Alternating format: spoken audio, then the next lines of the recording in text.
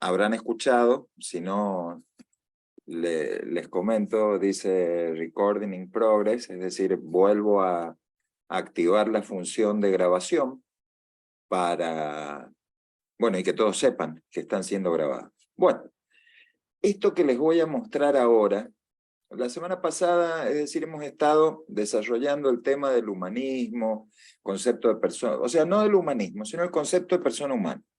Concepto de persona humana hemos, en alguna medida, o por lo menos yo he pretendido transmitirlo, no necesariamente ustedes deben de entenderlo de la misma manera, pero con argumentos propios de la razón, entender, comprender, o por lo menos conocer lo que para algunos es la real significación del concepto de persona humana o de la realidad de la persona humana.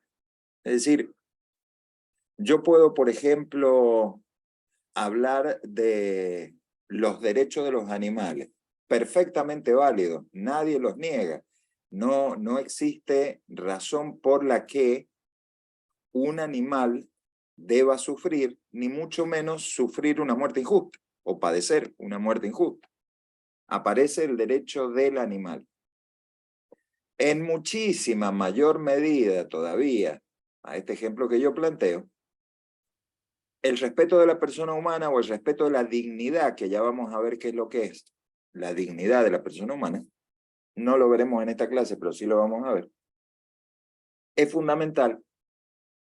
Y es fundamental incluso desde el punto de vista jurídico, es decir, en todo el ordenamiento jurídico a nivel universal y en todo el pensamiento filosófico podríamos decir que tenemos una característica en común, y es que reconocemos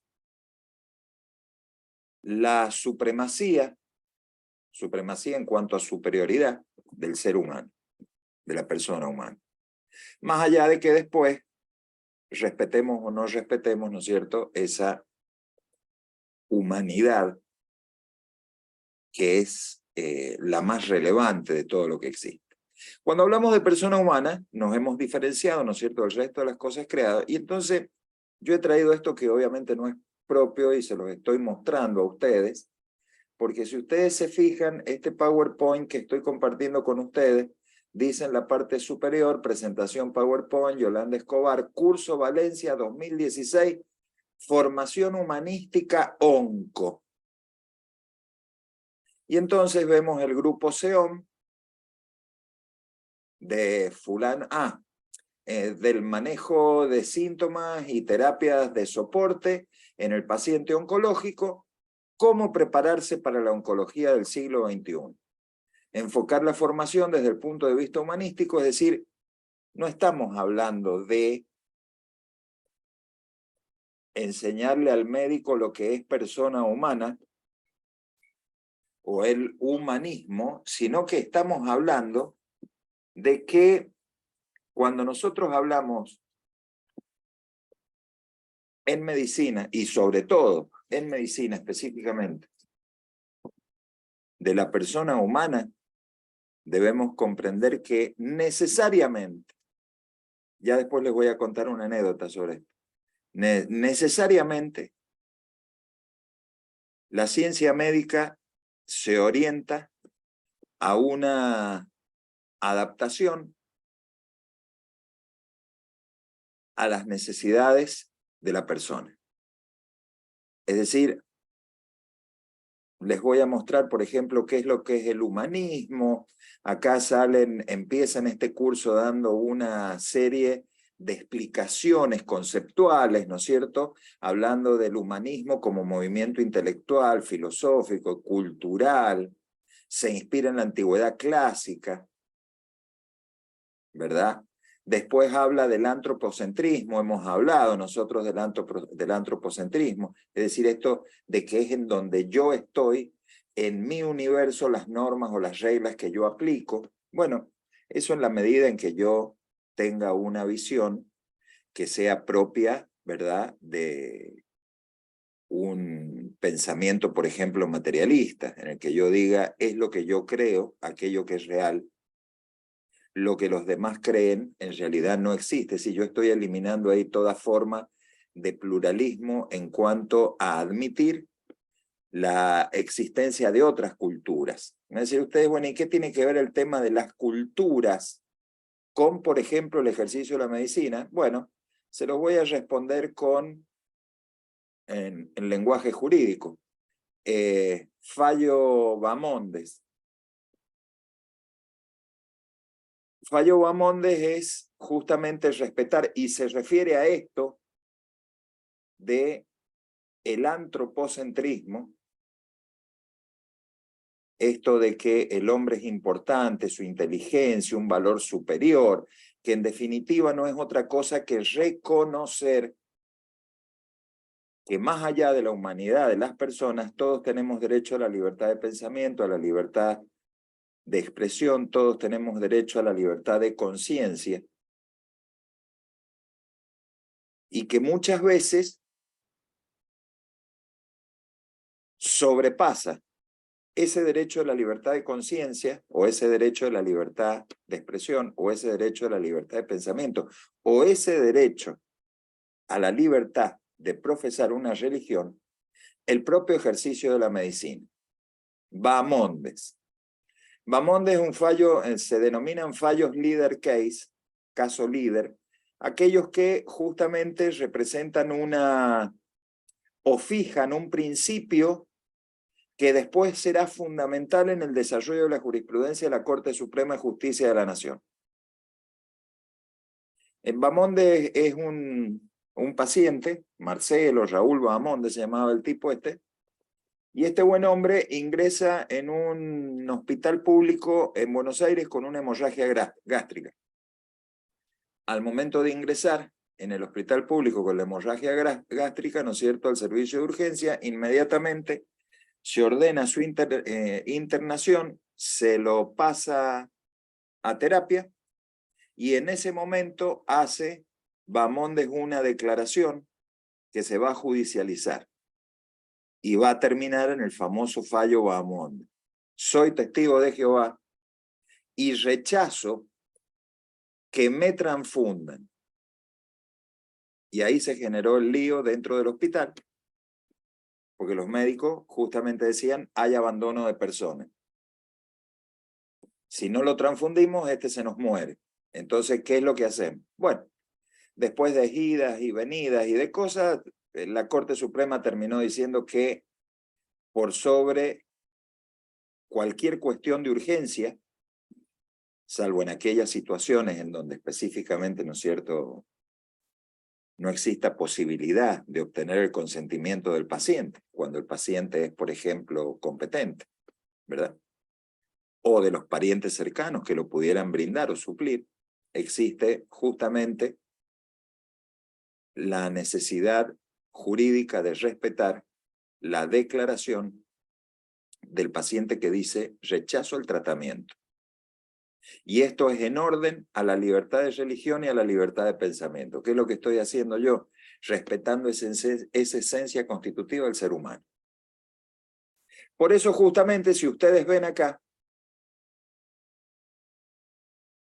cuando nosotros hablamos de los rasgos, el antropocentrismo aparece en primer término. Siempre que yo tenga que explicar algo referido a la persona humana, tengo que partir de, o sea, tengo que comenzar hablando o ubicándome desde dónde yo voy a iniciar mis reflexiones. Perdón, me dice Montiveros. Ahí estoy uniendo. Gracias por avisarme, Montivero. Lo que pasa es que no me salía acá. Y ahora que me he fijado, sí me sale efectivamente. Bueno, porque justamente yo podría partir de la base de decir, mire, yo en realidad considero que todo lo que existe es un universo creado bajo la inteligencia de mi Dios. Punto, se acabó la discusión, entonces lo único que se va a admitir es lo que dice la religión. Y lo que dice una religión específicamente. la religión católica, la musulmana, la judía. Entonces, llegaremos hasta ciertos límites, pero de ahí no vamos a poder pasar. Si nosotros asumimos que el ser humano es ante todo un ser cultural y eminentemente social, debemos reconocerle esa máxima dignidad que tiene en el orden de todo lo creado, pero más allá de eso, de todo lo creado, me están preguntando qué va a ir para el primer parcial. No se hagan problema ustedes, cuando a mí me avisen, yo voy a subir a la página el material, y el material con los temas, es decir, con las, ¿cómo que se llama? Con los temas desarrollados que vayan para el parcial, van a ir los textos resaltados que son los que ustedes tienen que saber o que ustedes tienen que conocer para las 5 preguntas que les puede ayudar, ¿no es cierto?, para poder completar el número, etcétera, etcétera, el resto de las preguntas que necesitan para ir aprobando el curso premédico. Entonces, en ese sentido, esta materia, más allá de aportarles algún grado de formación, les va a servir como comodín para poder alcanzar, para poder alcanzar, ¿no es cierto?, la meta académica, de ver justamente que ingresen los que deban ingresar. Bueno, retomo el tema. Justamente yo tengo que partir de la base de explicar primero desde qué punto, desde cuál es mi punto, el lugar donde yo me ubico para analizar al ser humano. Y si yo, por ejemplo, dijera, mire, en realidad el ser humano me importa a mí solamente en cuanto un elemento, una pieza, un engranaje de la realidad esencial del mundo que se llama Estado, listo, entonces estoy ante un materialismo histórico donde la persona humana se niega como tal porque es en realidad un medio para el Estado. No somos nosotros individualidades que alcanzan su perfección, sino que somos un mero engranaje al servicio del Estado, para la supervivencia del Estado, para la vida del Estado. Esa es la concepción materialista que durante muchos años, sobre todo desde después de 1946, 47, no me acuerdo cuándo fue, que se levantó el muro de Berlín, y hasta su caída, ¿no es cierto?, era la forma de creencia justamente del comunismo marxista, del socialismo oriental a oriente europeo, ¿no es cierto?, que después ha sido como visión política, ha ido cayendo en desuso prácticamente, y ahora todo el mundo es capitalista, hasta los mismos chinos, que son los más comunistas de los más comunistas, son más capitalistas que los capitalistas más capitalistas que existen en el universo. Gobiernan como comunistas, comercian como capitalistas. La realidad del mundo es esa. La realidad del mundo es esa, y algún día les voy a explicar el por qué y cuál es el problema que existe en ese, o sea, por qué existe esa situación. Bueno, dejemos de lado esto. Esto es lo que le comentaba recién. Yo puedo ver al hombre como el centro del universo, un ideal de civilización, y considerar que todo aquello que no es civilizado en realidad no es humano. Mato a los indios porque no me interesan. No me interesa todo aquello que no profese mi religión, que no tenga en cuenta mis creencias. Entonces, ahí estamos ante un punto de partida muy claro.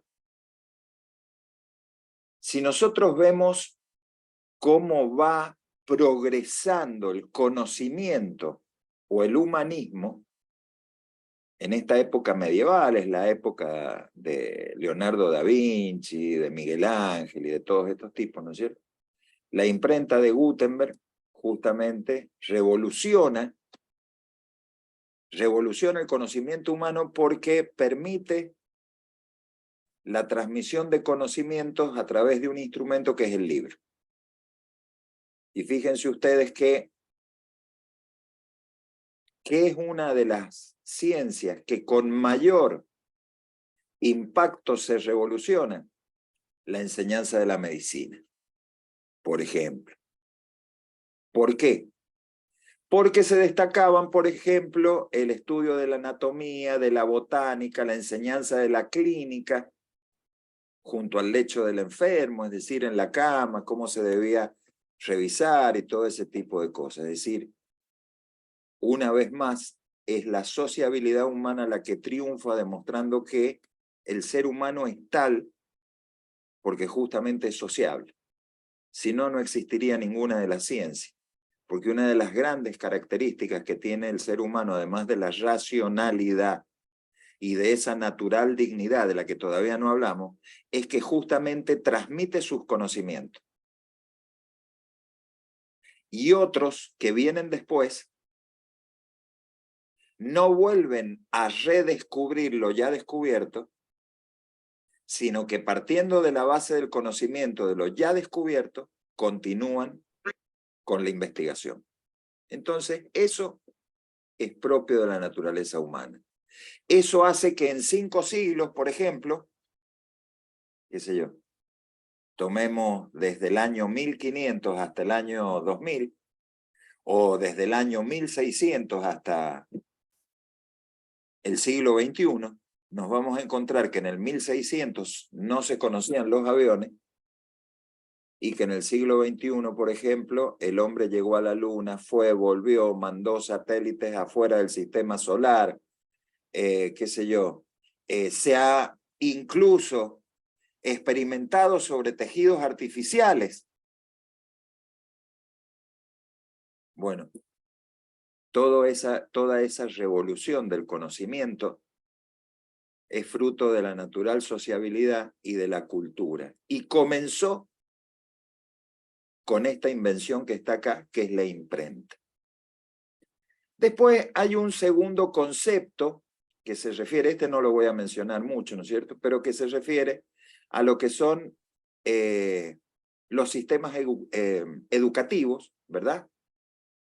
Y este no me interesa. Y después lo que me interesa es hablar de esto, el humanismo en la medicina. Pero hablar muy cortito en realidad, que tiene 3 periodos. Primero, un humanismo teológico. Segundo, un humanismo presente. Y tercero, una nueva versión del humanismo o el humanismo futuro. Bueno, cuando nosotros hablamos de ese humanismo teológico, o el primer enfoque humanista, que es el teológico, la visión antropocéntrica, es justamente la tradición cristiana. Pero la tradición cristiana, a no confundirse con lo que voy a decir ahora, en realidad lo que está reflejando es que tanto la enseñanza religiosa como la reflexión filosófica lleva a un enfoque, que es lo que estoy marcando acá en el punto segundo, lleva a un enfoque ético que es exactamente igual. Yo en algún momento les decía, nunca voy a abordar un tema desde el punto de vista religioso, sino desde el punto de vista racional.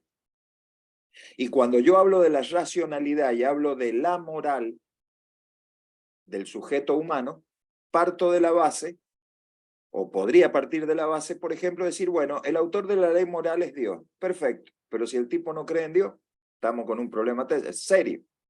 En cambio, si nosotros partimos de la base de decir, mire, reflexionando a lo largo de toda la historia de la humanidad, vemos que todos los seres humanos tienen en su naturaleza inscriptas ciertas normas que respetan. Por ejemplo, no matar. Podríamos decir entonces que una norma moral es justamente no matar, o que cuando yo mato estoy realizando un acto inmoral. Pero eso yo lo puedo llevar a la práctica de una manera mucho más específica y empezar a hablar, por ejemplo, de la situación del médico.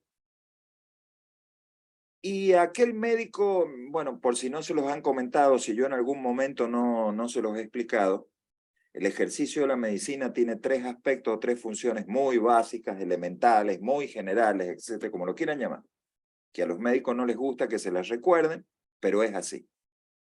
La primera es la función preventiva. El médico tiene que tratar de evitar que la persona se enferme. Segundo, es la propiamente terapéutica o curativa, donde el médico afronta la enfermedad, el desafío, ¿no es cierto?, de común acuerdo con el paciente, determinan el tratamiento a seguir esperando que se produzca la remisión de la enfermedad y que la persona vuelva a recuperar la salud. Y la tercera es justamente la función de acompañamiento, en donde el médico, cuando ya no puede hacer nada, y esto no les gusta a los médicos, y no puede hacer nada porque fracasó la medicina, no es que fracase el médico como profesional, fracasó la medicina, porque la naturaleza de la persona y la patología que está cursando han triunfado sobre los conocimientos médicos, y esto para el médico es desgarrador, decir yo perdí ante la enfermedad de mi paciente. Entonces en esta tercera etapa del ejercicio de la medicina, su función es el acompañamiento. Y ustedes fíjense que si el médico no cura o acompaña, está haciendo abandono de persona, y si está haciendo abandono de persona, justamente está en gran medida provocando la muerte de ese paciente.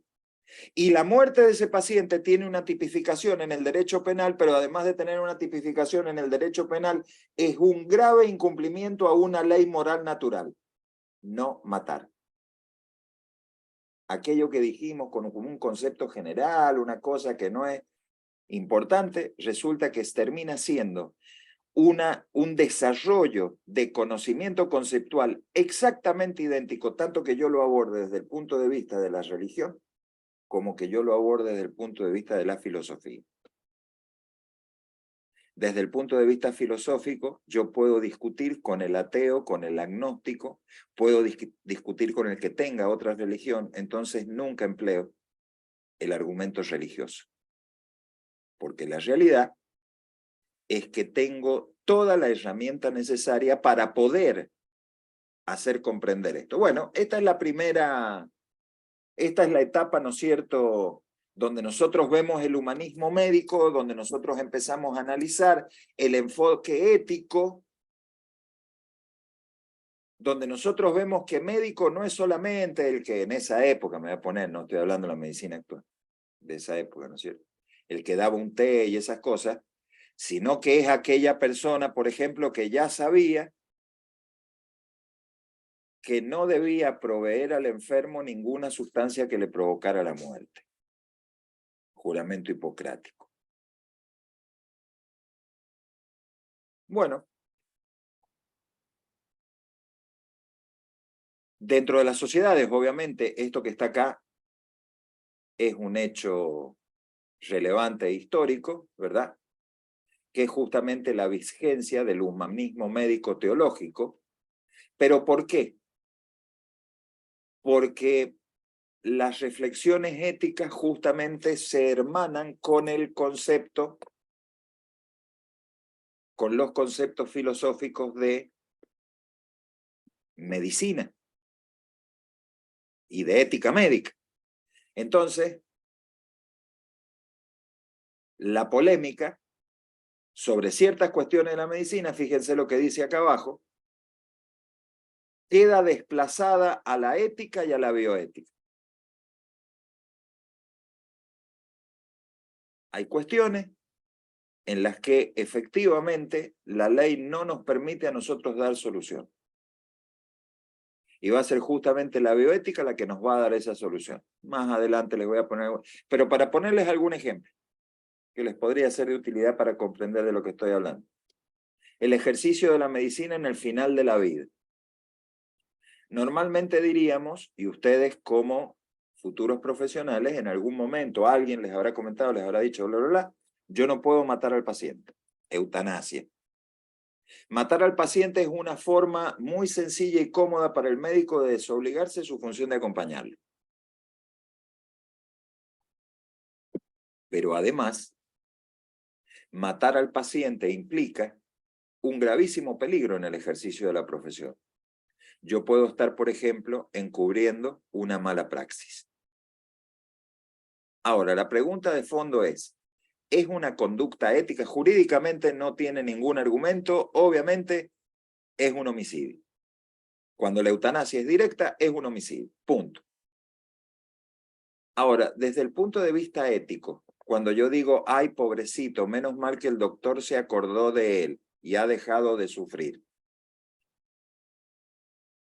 En realidad lo que estoy renunciando es a las defensas de sus derechos como persona humana. Porque el doctor se tiene que acordar de él para asegurarle el confort, pero no para acelerarle la muerte. Y entonces asegurar el confort quiere decir recurrir a aquellos recursos técnicos, farmacológicos, que le permiten al paciente tener confort justamente en el tránsito de esa agonía, en la enfermedad terminal, de esa agonía final que lo lleva a la muerte, sin necesidad de tener que matarlo. Y cuando se usa el torpe argumento o el estúpido argumento o el tonto argumento de decir, ah, pero usted cuando le está aplicando un cuidado paliativo, le está acelerando la muerte, sí señor, eso es correcto, porque cuando yo utilizo un esquema de sedación moderado o profundo en el paciente terminal, en el paciente que está agonizando, en el paciente que ya tiene un distrés respiratorio, en el paciente que no tiene sentido tenerlo dentro de una terapia, que incluso el paciente es un paciente de 1 o 2 días. A ver, escúcheme, en China un enfermo que durante el pico de la pandemia mató a los pacientes terminales. Claro, bueno, es que eso que está diciendo ahí, disculpen que la saqué del chat antes de terminar de ver quién lo había escrito. Pero eso que está diciendo es una forma de eutanasia directa. Bueno, vuelvo a lo que decía. En esta situación que yo estoy analizando desde el punto de vista legal, no cabe ninguna duda que el médico no tiene ninguna responsabilidad cuando administra ciertos fármacos, como por ejemplo pentotal y sublimase, para hacer una analgesia en el sistema nervioso central del paciente, porque eso, incluso con esa respiración superficial, que queda después de la analgesia, cuando el paciente está bien analgesiado, entonces el paciente no tiene ningún tipo de incomodidad. Y aparte de eso, ¿verdad? Al tener suprimida la conciencia, el paciente dormido se va a terminar muriendo. Y me van a decir, pero usted sabe positivamente que lo está matando. No, yo sé positivamente que le estoy asegurando el confort y que uno de los efectos no queridos de este tipo de conducta o de práctica médica, uno de los efectos no queridos es acortar la muerte del paciente. Pero yo no busco matar al paciente. Yo lo que busco es acompañar al paciente hasta que naturalmente se produzca la muerte. Que hay un efecto no querido que es la muerte y que esa muerte se anticipa algunos días o algunas horas, no cabe ninguna duda. Pero yo lo que estoy haciendo es el acompañamiento del paciente. Y es distinta la situación a cuando yo como médico provoco la muerte del paciente. Esto se llama principio del doble efecto. ¿Y qué es lo que he hecho yo acá? Desde el punto de vista de la bioética, he analizado lo que también podría analizar desde el punto de vista de la ética cristiana, también podría analizarlo desde el punto de vista de la ética cristiana, la conducta. Bueno, acá me pregunta justamente Francesca Tripolone, sí, por supuesto. Cuando nosotros hablamos del cuidado paliativo, ¿verdad? Estamos haciendo referencia a un ejercicio, una praxis médica que lo que busca es el acompañamiento del enfermo terminal.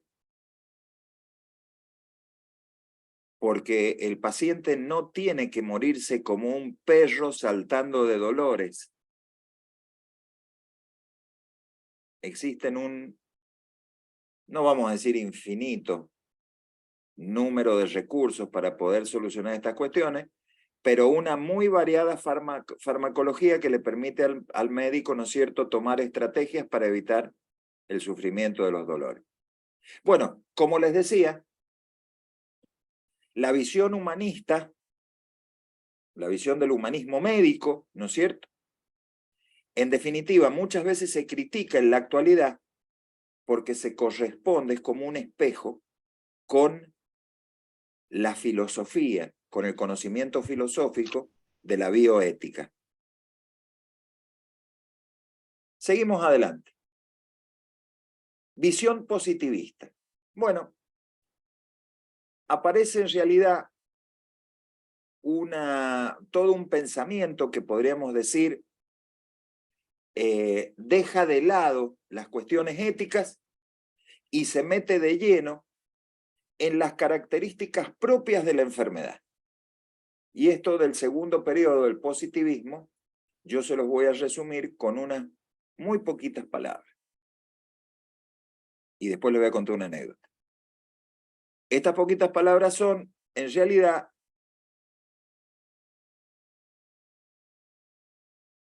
cuando el médico ahora ejerce la medicina, no tiene en cuenta los valores con los que debe realizar la práctica médica, cuidarlo al enfermo, acompañarlo al enfermo, cuidarlo a los parientes para que entiendan la situación del paciente, sino que ahora el médico se dedica a interpretar hechos. Yo tengo un tipo tirado en la cama, está pegando saltos de 1 metro porque tiene dolor. ¿Qué es lo que tiene este señor? Bueno, tiene un cáncer de columna. Ese cáncer está metastasiado por todos lados, ya es grado 4, es irreversible, bla, bla, bla. Yo como médico, ¿qué es lo que estoy haciendo? Estoy manejándome con los hechos empíricos de ese sujeto que reacciona por los efectos de la patología que está cursando. A mí no me interesa la persona.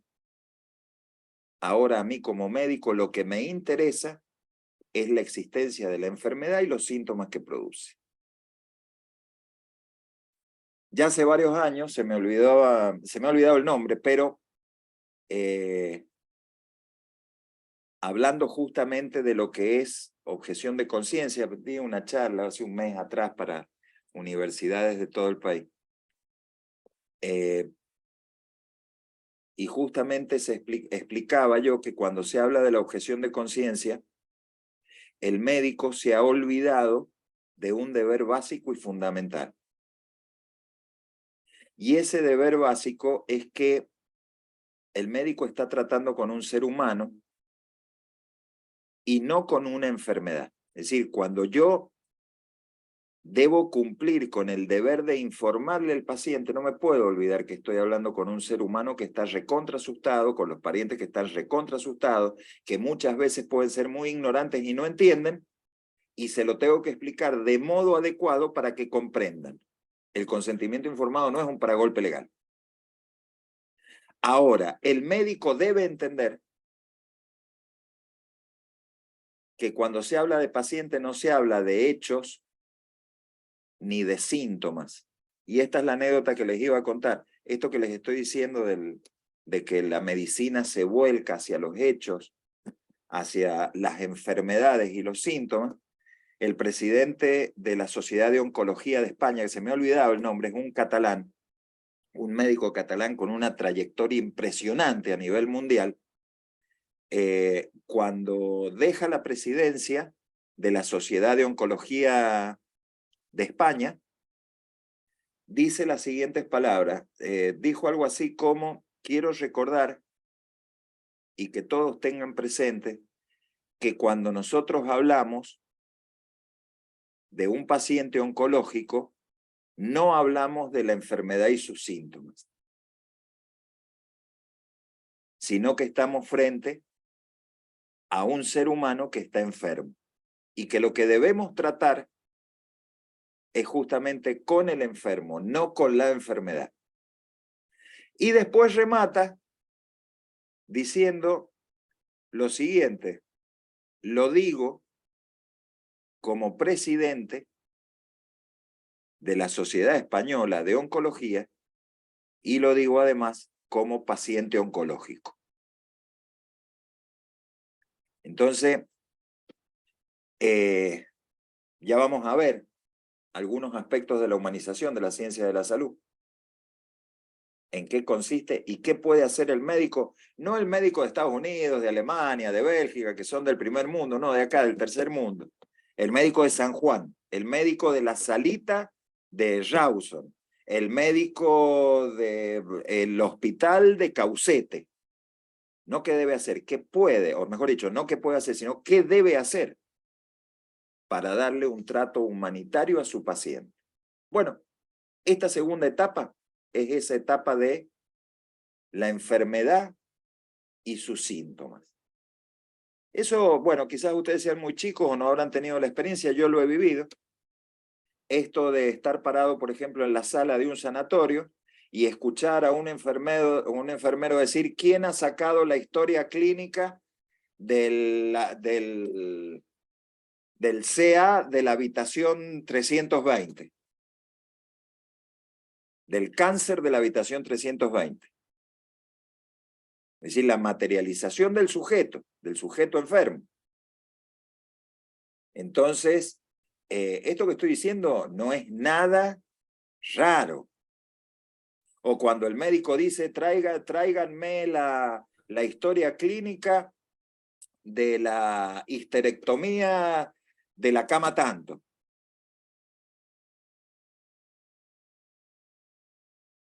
Y es una práctica muy frecuente, quizás sea solamente una forma de dirigirse, pero en el fondo refleja, pone en evidencia esto de que muchas veces para el médico poco importa la situación de la persona, del enfermo, sino más que nada la enfermedad y sus síntomas. Bueno, ¿hacia dónde vamos nosotros? Primero, considerando, ¿no es cierto?, que existen disciplinas humanísticas, nosotros debemos comprender que la ciencia médica es, ante todo, una ciencia que busca procurar la salud, pero que además debe respetar el entorno cultural. Y eso es una cuestión esencial.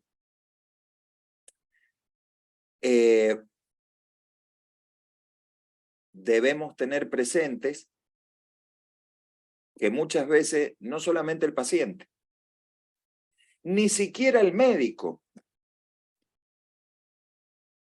llega a saber qué es lo que es un valor.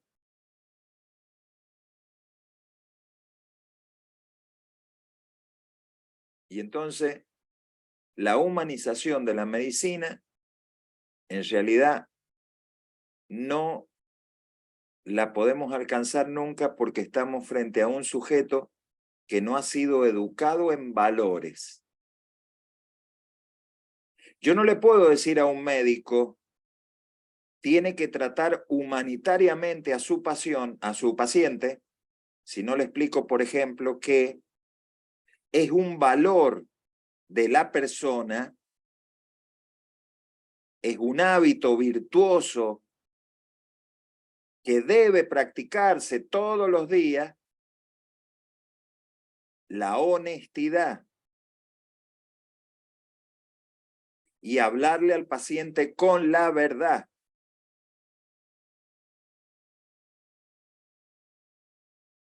Si el médico no conoce justamente el valor de la honradez, de la honestidad, de la verdad, poco y nada vamos a poder hablar del ejercicio de la medicina, o sea, de un ejercicio humano o de una humanización de la medicina. Bueno,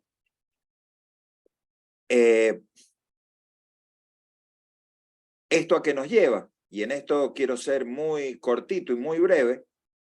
y es que estos valores permiten una cierta objetividad en el ejercicio de la medicina. Usted va a decir, ¿qué es lo que está diciendo? Eso no lo entiendo. Se los voy a explicar muy sencillo. Nosotros tenemos una ley, no les quiero faltar a la verdad, porque por ahí por los números se me confunden, la 26529 y la 26742, que es la de derechos del paciente. Ciertos valores, a ciertos valores una cierta objetividad. Es la ley la que sale diciéndole al médico, mire, no le puede mentir al paciente. Ni tampoco le puede decir lo que se le da la gana. Esto de que va el paciente oncológico y que le dice el médico, no, no se haga problema. Ha visto cuando por ahí hay alguno que se agarra una neumonía y está medio complicado, pero después sale, quédese tranquilo que lo suyo es lo mismo. Y en realidad le está mintiendo. Le está dando información falsa al paciente. Y entonces el médico dirá, ah, no, pero es para preservar la integridad psicológica. Porque si el paciente se me viene abajo, es muy probable que el tratamiento fracase. Y es que en realidad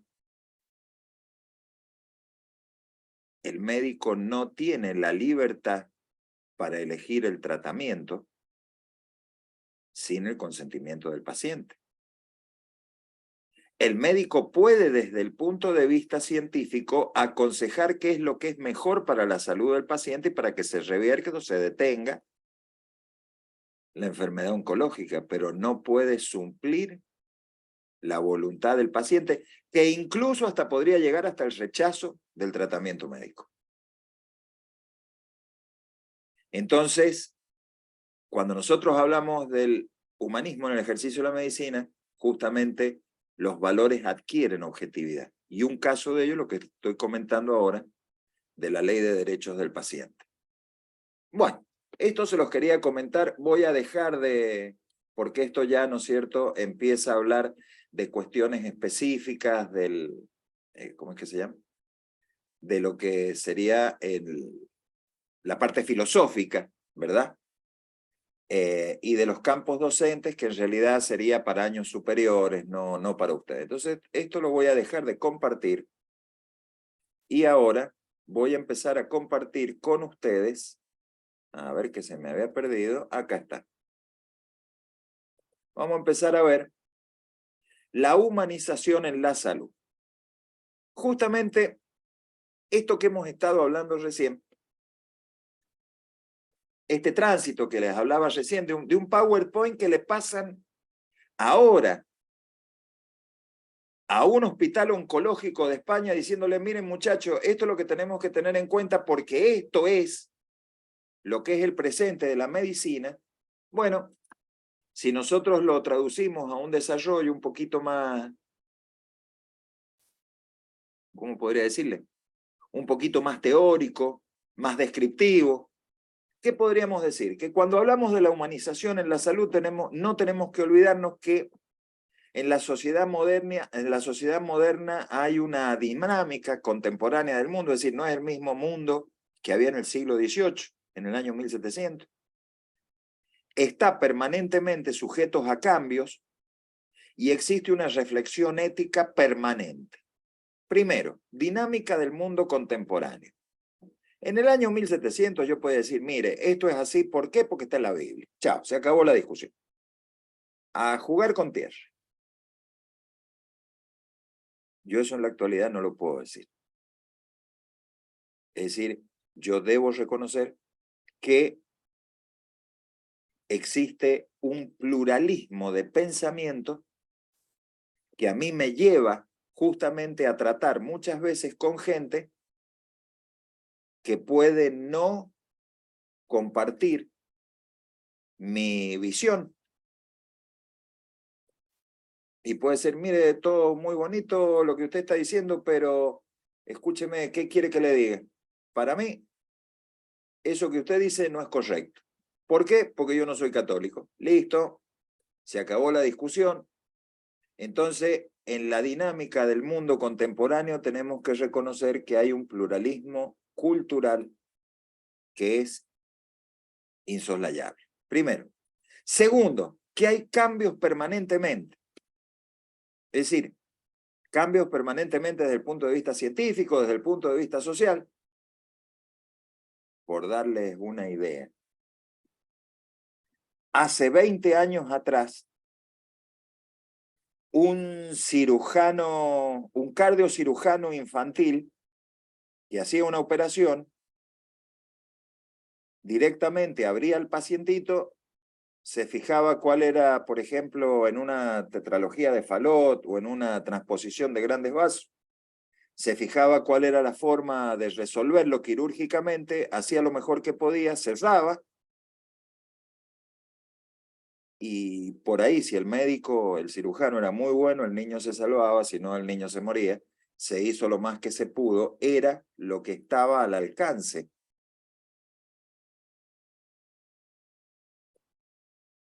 de ese niño enfermo en ese momento. Hoy en día, la misma situación de la cardiopatía congénita lo lleva al médico, por ejemplo, en el mismo hospital, a que previo se haga una imagen 3D del corazoncito y los vasos de esa criatura. Después esa imagen 3D se imprime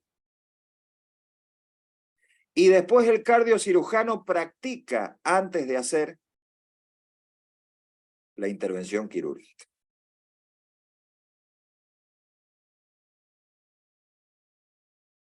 Y en consecuencia, este médico tiene muchas chances, más chances de éxito que las que tenía el otro médico. Porque con todo el equipo médico ha estado justamente, practicando la intervención quirúrgica que van a hacer. Dejen de escribir huevaditas ahí en la pantalla. Bueno,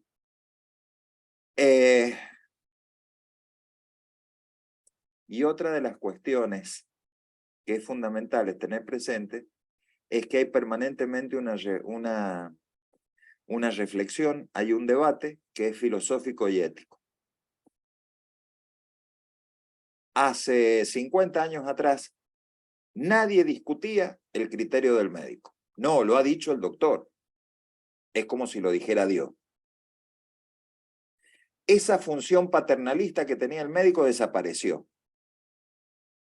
En realidad ahora está en un plano de igualdad con el paciente y al paciente hay que hacerle entender, comprender claramente y después el paciente da el consentimiento y ahí recién se puede iniciar el tratamiento. Pero ¿qué es lo que ha pasado? Que a esta realidad actual se llegó después de reconocer que la autonomía del paciente es tanto más importante que el ejercicio del propio acto médico. Esas serían las notas introductorias. ¿Cuál es la realidad de lo que nosotros tenemos hoy en día? Medicina tecnificada, sofisticada, especializada. ¿Y en qué sentido? Bueno, nosotros tenemos órganos, tenemos funciones y enfermedades. Lo que yo les comentaba recién, la anécdota esta que les comentaba recién.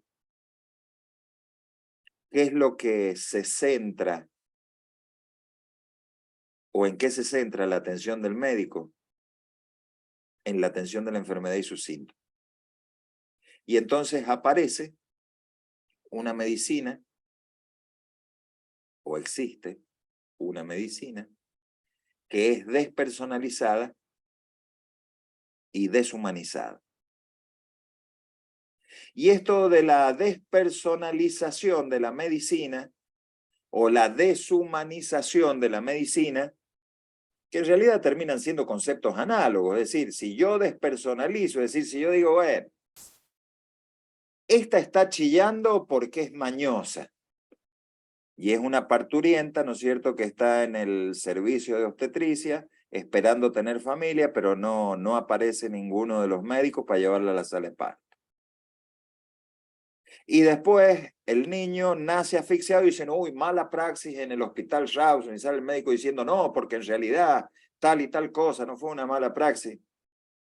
Fue todo exactamente lo mismo. Yo no quise ver que estaba ante un ser humano, una mujer que estaba dando a luz, o por dar a luz. Y entonces se producen justamente esos desenlaces no queridos o esos accidentes de mala praxis. ¿Pero eso por qué lo hago? Porque yo no veo en esa pobre mujer que está gritando en una camilla un paciente, un ser humano. Estoy viendo un trabajo que me ha tocado a mí, qué sé yo, tengo la guardia desde las 12 de la noche hasta las 12 de la noche del otro día, y justo me viene a tocar a mí la loca esta que está chillando en la camilla. Entonces, esa es la deshumanización en el ejercicio de la medicina. Bueno, ¿cuál sería el propósito? Bueno, lo primero que tenemos que tener en cuenta es que debemos comprender que la atención humanizada es en realidad una necesidad en la relación médico-paciente y en el ejercicio de la medicina por la condición de fragilidad del enfermo, por la necesidad de la atención médica y por la vulnerabilidad emocional que tiene el paciente y que tienen sus parientes. Es decir, una persona sana puede tomar decisiones con un grado de objetividad que muchas veces no las va a tomar nunca una persona que está enferma.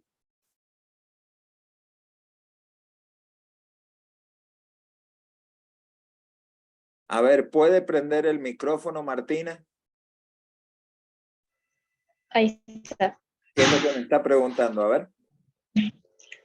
O sea, por lo que habló de, en el caso, por ejemplo, hipotético que dio, ¿no se tendría que también, o no se hace también un análisis, ya sea psicológico o algo, a los doctores que hagan esto? Porque se pierde toda la humanidad ahí al hacer esos actos.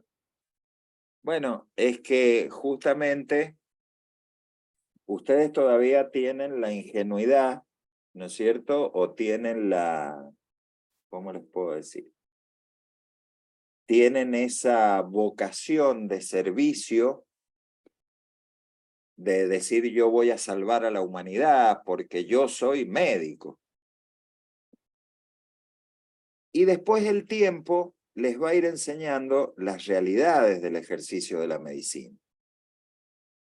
Les va a ir enseñando, por ejemplo, o les va a ir haciendo justamente la misma sociedad, haciendo notar las necesidades económicas. Entonces muchas veces el médico en la mañana, ¿qué es lo que hace? Va, firma en el hospital y se raja el consultorio. Pero en el hospital, en los consultorios externos del hospital, resulta que había una pobre señora que estaba de las 4 de la mañana esperando el turno para ser atendida, y que se hicieron las 3 de la tarde y salió el policía o el guardia de seguridad, esos que ponen ahora a decirle, miren, no se atiende más en el servicio. Esa es una realidad. Ahora, si se les hace un examen psicológico, se nos debería hacer a todo el mundo, a los abogados, a los médicos, a los policías, a los militares, a los políticos, a todo el mundo se les debería hacer. Y me parece que los resultados serían sorprendentes. Lo cierto es que muchas veces el ejercicio de las profesiones se encuentra condicionado por factores que van cambiando las motivaciones que tiene uno cuando va comenzando a ejercer la profesión. Por eso justamente es importante que frente a esas motivaciones alguien les explique cuál es en realidad la verdadera perspectiva del ejercicio de la profesión que ustedes están estudiando. Es decir, a ustedes les van a enseñar anatomía, histología, qué sé yo, un montonazo de materias. No sé cuántas materias ha tenido mi hija en la carrera, que ahora ya está haciendo las rotaciones, está terminando.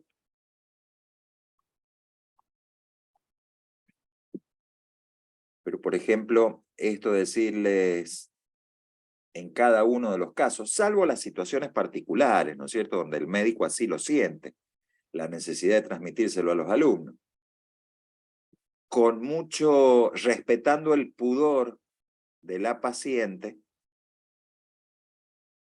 con mucho cuidado, hay que hacer tal o cual examen clínico para comprobar tal o cual síntoma.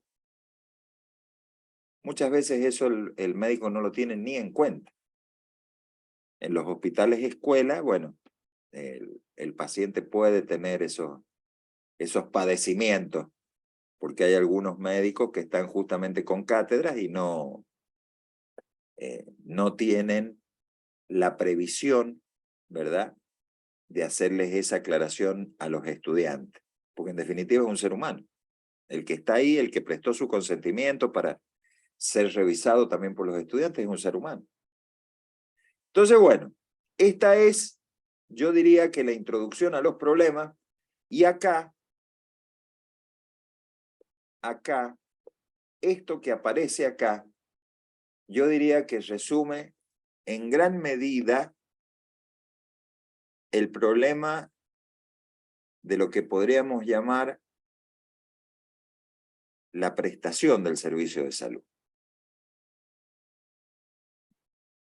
Ustedes habrán prendido la televisión, habrán visto por ahí propagandas médicas, Medife, qué sé yo, la que se les ocurra. Sale un tipo precioso con unos músculos en la panza impresionante, va corriendo, al lado va la mujer, que es una mujer espectacular, y al lado de ellos dos chicos que son divinos, los hijos.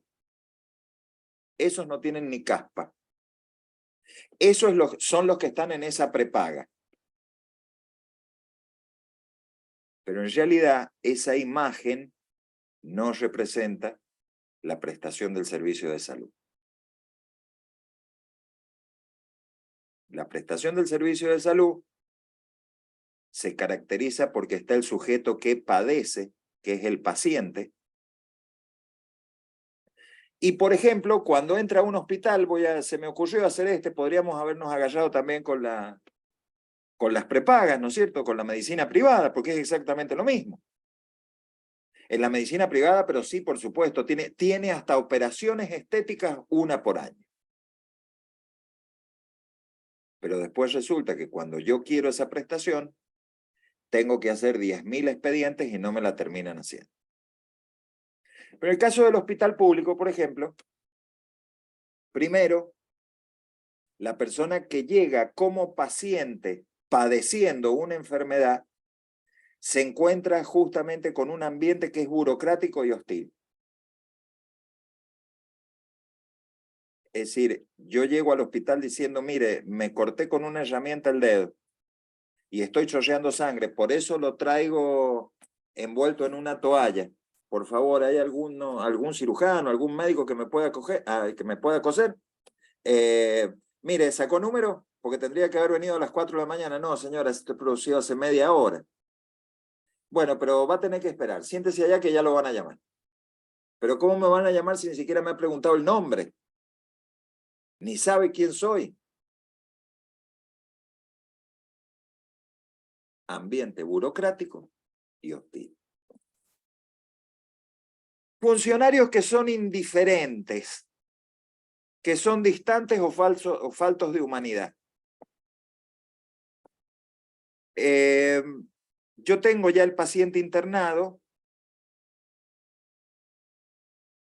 y no sé, al paciente le tenemos que hacer una histerectomía completa porque tiene un cáncer de cuello, de útero.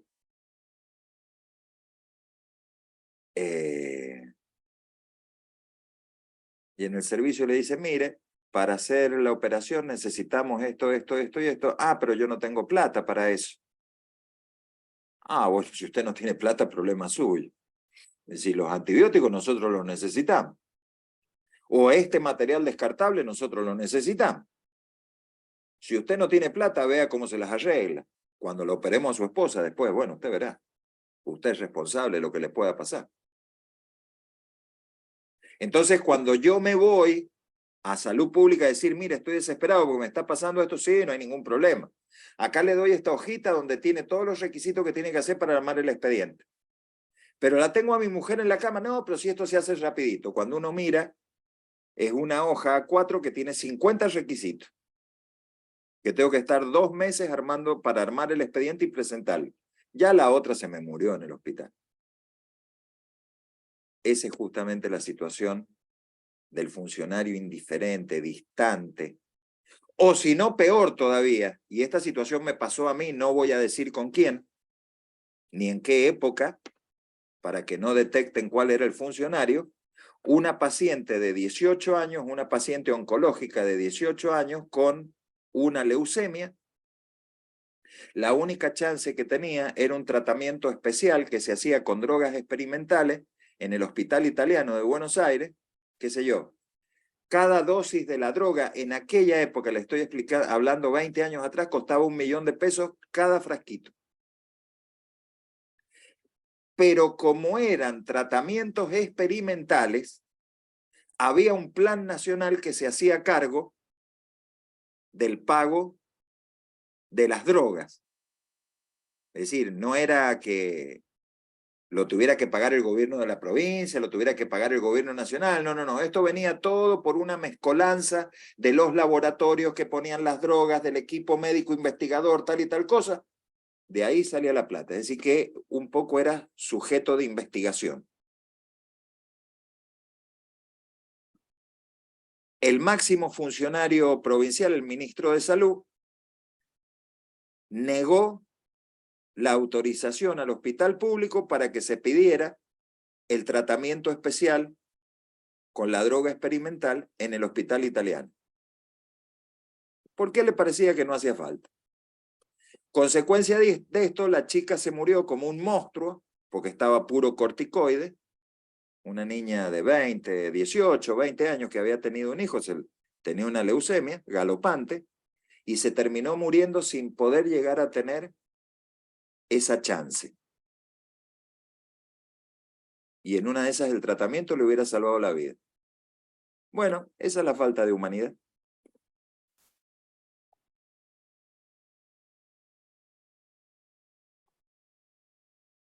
Después tenemos, dentro de esto, de la percepción del paciente, ¿no es cierto? Lo que el paciente está sintiendo, lo que el paciente está viendo es la situación de incertidumbre. Y las incertidumbres se refieren, ¿me atenderá, no me atenderá? Si por ahí me atiende mal o no me quiere atender, o está apurado y se quiere ir. O por ahí atendiéndome me dirá, estará diciéndome la verdad, o en realidad podría llegar a ser otra cosa. Bueno, es otra de las facetas de la percepción del paciente. Obviamente, relacionado con esa situación de incertidumbre, aparece la angustia y dolor del que está padeciendo. Pero la angustia y dolor no es solamente por el síntoma físico de la enfermedad. Acá está incluido como un concepto de nivel psicológico. Es esta situación de que la persona dice, esto yo lo estoy padeciendo y pucha, si yo hubiera nacido en una familia con más recursos, seguramente estaría haciendo 5 minutos más, terminamos. Me están preguntando a qué hora termina la clase. Hubiera tenido otra chance, hubiera sido atendido por,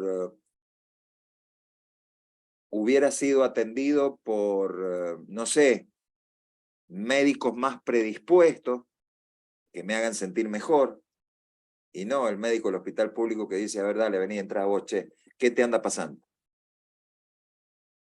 Bueno, esas situaciones, bueno, y obviamente el ambiente triste y frío, eso de que los ambientes son lúgubres dentro de los hospitales, que no hay ninguna comodidad para el paciente, es decir, cuando entra la persona enferma, está como si estuviera entrando en la galería de un mausoleo, una cosa fría, que si a eso yo le agrego el susto con el que voy yo a verlo al médico, porque el médico no es para andar como uno, decir, bueno, hoy voy a un cumpleaños, me voy a divertir, qué lindo, jaja, voy a ir a verlo al médico, jaja. No, yo voy a verlo al médico y de las cosas que menos a uno les debe gustar es ir a verlo al médico o ir a verlo al dentista. Y si no, que alguien me diga lo contrario. Con mayor razón, esa percepción del paciente debe ser tenida en cuenta justamente por quien ejerce la medicina. Bueno, voy a terminar, porque esto ya lo vamos a seguir la clase que viene, pero voy a terminar hablándoles en esta clase de esto que está acá, del objetivo general de la humanización de la salud. Es decir, ¿qué es lo que buscamos con esto? Porque si yo digo, por ejemplo, miren, porque ustedes tienen que ser buenos, tienen que ser cariñosos con el paciente, ustedes tienen que tratarlo bien, de decirle, ay, venga señorita, ¿qué es lo que le han dado pasando? Uy, qué lástima, cuénteme. No, no, no, eso no tiene sentido. En realidad, cuando nosotros hablamos en el ámbito de la salud pública y de la salud privada, cuando nosotros hablamos de la humanización de la salud, en realidad lo que le estamos diciendo es, che, sentémonos a reflexionar lo que está pasando con el ejercicio de la medicina. ¿Cómo? Sentémonos a reflexionar. Sí, señor. El director del Hospital de Rawson, el director del Hospital Marcial Quiroga, los jefes de servicio del Rawson, los jefes de servicio del Marcial Quiroga, los representantes de las obras sociales, no sé, de las prepagas, de la obra social provincia y todas esas cosas, y empecemos a ver cuáles son los problemas que tenemos y cómo los podemos resolver. Y los problemas en 2 minutos le hago una lista de 500 problemas. Y entonces ahí viene que a los profesionales de la salud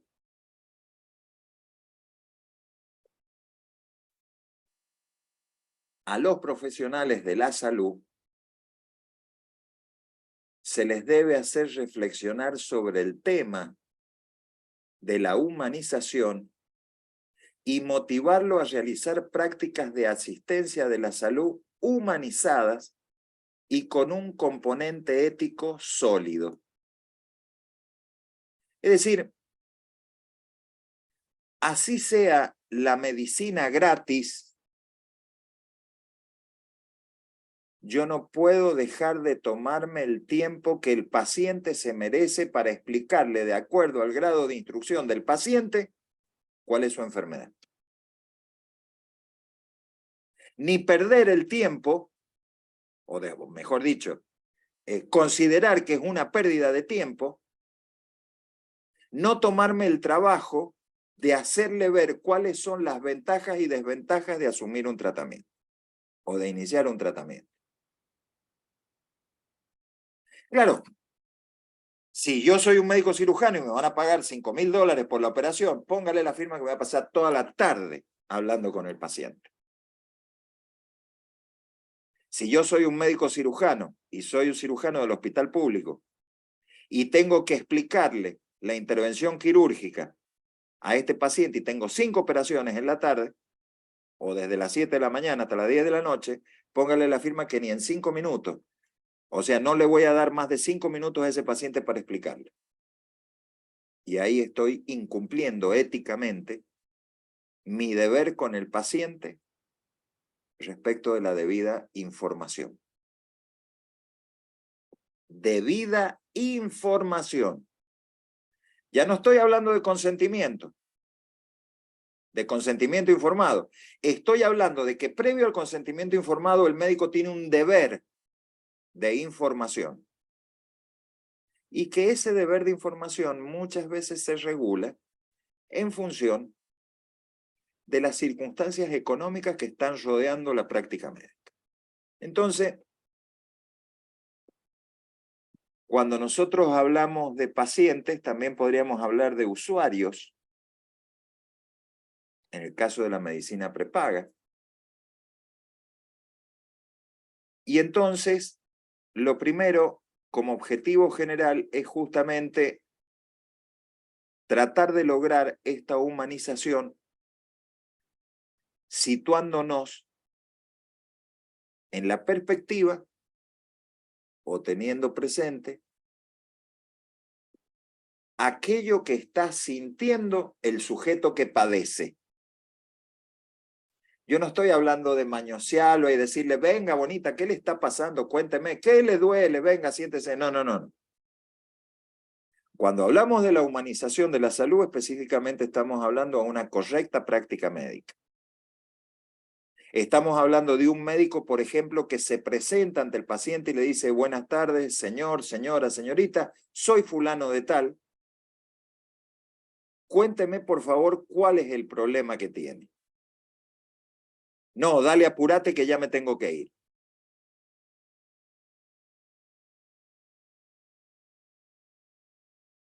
Es parte de este objetivo general de que yo como médico, o ustedes como médicos, no, yo no porque soy abogado, que ustedes como médicos no le digan, qué sé yo, al paciente, bueno, mire, lo que tiene el señor es una, tiene en realidad acá una, ¿cómo es que se llama? Una disección de la aorta que es suprarrenal. Entonces, bueno, le vamos a hacer, es decir, es un corte en la aorta, se le ha roto la arteria. Y le vamos a tener que clampear la aorta, ¿no es cierto? Y el problema es que los riñones dejen de funcionar, porque como están arriba de los riñones, donde hacemos el clampeo, hasta que veamos si le podemos meter ahí un stent, algo para unir las dos partes de la aorta, ¿verdad? Porque ha tenido este aneurisma de aorta. Y bueno, vamos a ver qué pasa. El tipo primero no me va a comprender nada y si me comprende lo que le estoy diciendo es muy probable que me meta un tiro. Porque ni siquiera estoy siendo respetuoso con el paciente y con los parientes, dándole la información acerca de la enfermedad y los peligros que conlleva. Y la urgencia que tiene, por ejemplo, hacer el tratamiento quirúrgico. Porque es un paciente que no lo puedo compensar. No lo puedo compensar porque se le cae la presión. ¿Por qué se le cae la presión? Pues se está desparramando la sangre. Y por más que yo le meta suero, se le va a seguir bajando la presión porque no tiene sangre. La está perdiendo por la aorta disecada. Para que entendamos. Entonces, a eso tiende estas primeras reflexiones que hacemos sobre la humanización en la salud. Bueno, chicos, hasta acá llegamos hoy. Seguiremos, si Dios quiere, el martes que viene. Ustedes no se hagan problema. Ya voy a empezar a subirle, cuando empecemos a ver dignidad humana, ya voy a empezar a subirle material para que lo vayan leyendo y ya lo van a encontrar incluso al material, lo van a encontrar resaltado, que es el mismo material que se ha usado en el premédico el año pasado. Así que en cuanto a eso, no se hagan ningún problema. Buenísimo, profe, muchas gracias. Bueno, niños, Gracias, profe. que Chao. anden muy bien, que anden muy bien. Continuaremos la semana que viene entonces con este tema. Adiós, chicos. Chao, profe. Chao, profe. Adiós. Chao, profe. Chao, profe. Adiós. Chao, profe. Adiós. Chao, profe. Chao, profe. Adiós a todos. Listo.